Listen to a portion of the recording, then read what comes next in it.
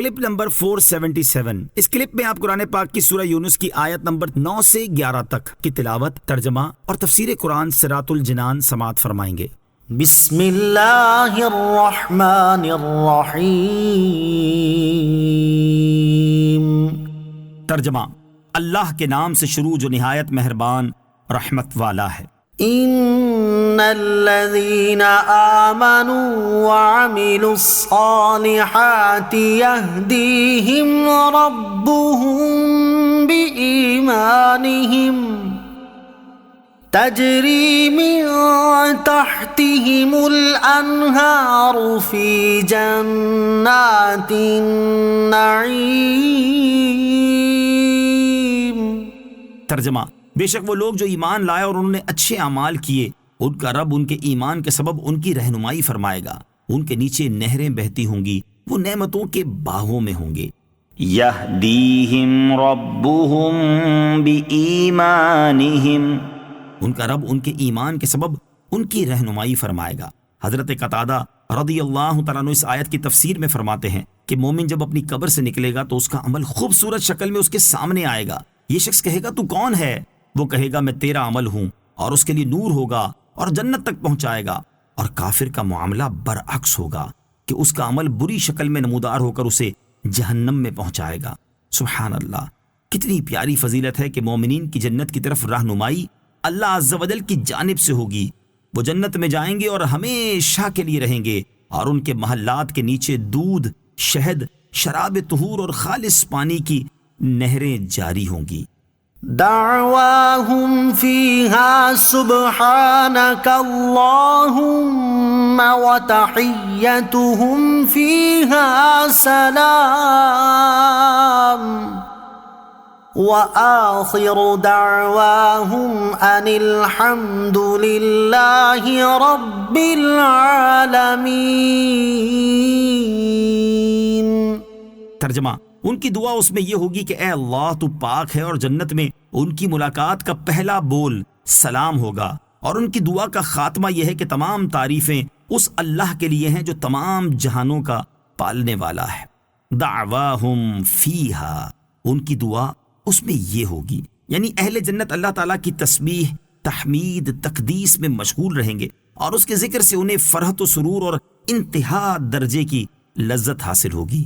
سبحان اللہ۔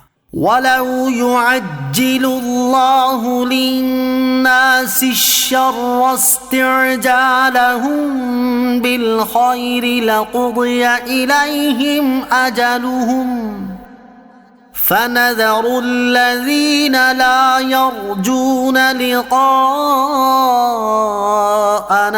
فِي طُغْيَانِهِمْ يَعْمَهُونَ۔ ترجمہ، اور اگر اللہ لوگوں پر عذاب اس طرح جلدی بھیج دیتا جس طرح وہ بھلائی جلدی طلب کرتے ہیں، تو ان کی مدت ان کی طرف پوری کر دی جاتی، تو جو لوگ ہماری ملاقات کی امید نہیں رکھتے ہم انہیں ان کی سرکشی میں بھٹکتا ہوا چھوڑ دیتے۔ لَقُضِيَ إِلَيْهِمْ أَجَلُهُمْ، تو ان کی مدت ان کی طرف پوری کر دی جاتی۔ یعنی اگر اللہ تعالیٰ لوگوں کی بد دعائیں جیسے کہ وہ غصے کے وقت اپنے لیے اور اپنے اہل و اولاد و مال کے لیے کرتے ہیں، اور کہتے ہیں کہ ہم ہلاک ہو جائیں، خدا ہمیں غارت کرے، برباد کرے، اور ایسے کلمے ہی اپنی اولاد اور رشتہ داروں کے لیے کہہ گزرتے ہیں جسے اردو میں کوسنا کہتے ہیں، اگر وہ دعا ایسی جلدی قبول کر لی جاتی جیسی جلدی وہ دعائے خیر کے قبول ہونے میں چاہتے ہیں، تو ان لوگوں کا خاتمہ ہو چکا ہوتا اور وہ کب کے ہلاک ہو گئے ہوتے۔ لیکن اللہ تعالیٰ اپنے کرم سے دعائے خیر قبول فرمانے میں جلدی کرتا ہے، اور دعائے بد کے قبول میں نہیں۔ یہ اس کی رحمت ہے۔ شان نزول، نضر بن حارث نے کہا تھا، یا رب، یہ دین اسلام اگر تیرے نزدیک حق ہے تو ہمارے اوپر آسمان سے پتھر برسا۔ اس پر یہ آیت کریمہ نازل ہوئی اور بتایا گیا کہ اگر اللہ تعالیٰ کافروں کے لیے عذاب میں جلدی فرماتا، جیسا کہ ان کے لیے مال و اولاد وغیرہ دنیا کی بھلائی دینے میں جلدی فرمائی، تو وہ سب ہلاک ہو چکے ہوتے۔ خود کو اور اپنے بچوں وغیرہ کو کوسنے سے بچیں۔ اس آیت سے معلوم ہوا کہ ہماری تمام دعائیں قبول نہ ہونا بھی اللہ عز و جل کی رحمت ہے کہ ہم کبھی برائی کو بھلائی سمجھ لیتے ہیں، اور یہ بھی معلوم ہوا کہ غصے میں اپنے کو یا اپنے بال بچوں کو کوسنا نہیں چاہیے، ہر وقت رب تعالیٰ سے خیر ہی مانگنی چاہیے، نہ معلوم کون سی گھڑی قبولیت کی ہو۔ اور بعض اوقات ایسے ہو بھی جاتا ہے کہ اولاد کے لیے بد دعا کی اور وہ قبولیت کی گھڑی تھی، جس کے نتیجے میں اولاد پر واقعی وہ مصیبت و آفت آ جاتی ہے جس کی بد دعا کی ہوتی ہے۔ لہٰذا اس طرح کی چیزوں سے احتراز ہی کرنا چاہیے۔ حضرت جابر رضی اللہ تعالیٰ عنہ فرماتے ہیں، اور یہ مسلم شریف کی حدیث ہے، کہ ہم نبی کریم علیہ الصلوۃ والسلام کے ساتھ بوات کی جنگ میں گئے۔ آپ مجدی بن عمر جوہنی کو تلاش کر رہے تھے۔ ایک اونٹ پر ہم 5، 6 اور 7 آدمی باری باری سوار ہوتے تھے۔ ایک انصاری اونٹ پر بیٹھنے لگا تو اس نے اونٹ کو بٹھایا، پھر اس پر سوار ہو کر اسے چلانے لگا۔ اونٹ نے اس کے ساتھ کچھ سرکشی کی تو اس نے اونٹ کو کہا، اللہ تم پر لعنت کرے۔ حضور اقدس علیہ الصلوۃ والسلام نے دریافت فرمایا کہ اونٹ پر لعنت کرنے والا شخص کون ہے؟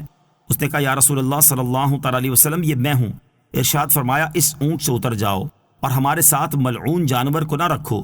تم اپنے آپ کو بد دعا دو، نہ اپنی اولاد کو بد دعا دو، اور نہ اپنے اموال کو بد دعا دو۔ کہیں ایسا نہ ہو کہ یہ وہ گھڑی ہو جس میں اللہ تعالیٰ سے کسی عطا کا سوال کیا جائے تو وہ دعا قبول ہوتی ہو۔ صلو علی الحبیب صلی اللہ تعالی علی محمد صلی اللہ تعالی علیہ وسلم۔ مجھے اپنی اور ساری دنیا کی لوگوں کی اصلاح کی کوشش کرنی ہے انشاءاللہ عز و جل۔